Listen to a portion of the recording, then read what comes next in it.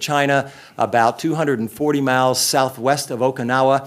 And they've been in the news lately for the way that military activity has begun to bubble around these islands. In January of 2013, we had Japan alleging that China had penetrated the airspace of these islands, so Japan scrambled fighters. A few weeks later, we had Japan alleging that China had locked on to Japanese ships with fire control radar.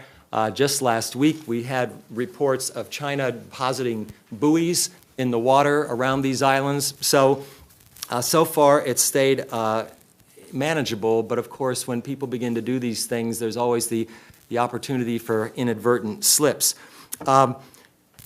Heretofore being up until about 1970, the main claim to fame of these islands, there are 8 of them, with a total of about 4 square miles.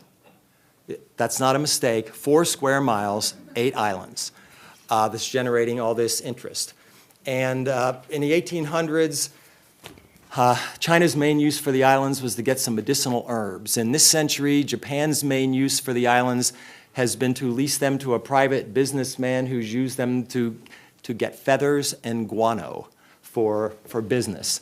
That began to change in 1970. A UN commission came out and talked about, for the first time really, talked about the fact that there may be billions of gallons of oil in the vicinity of these islands and trillions of cubic feet of natural gas near the islands, and the dynamic changed.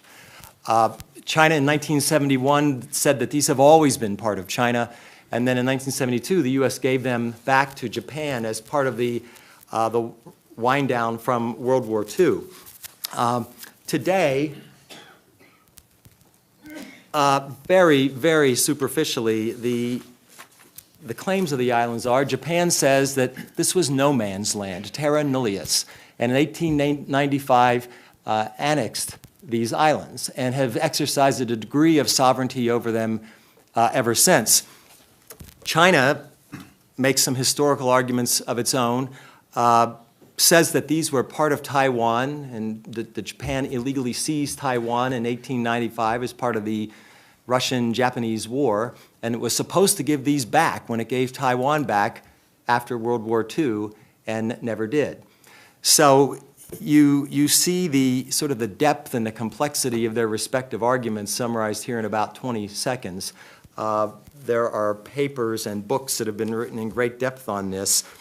At the risk of oversimplifying, one might give a slight edge to Japan.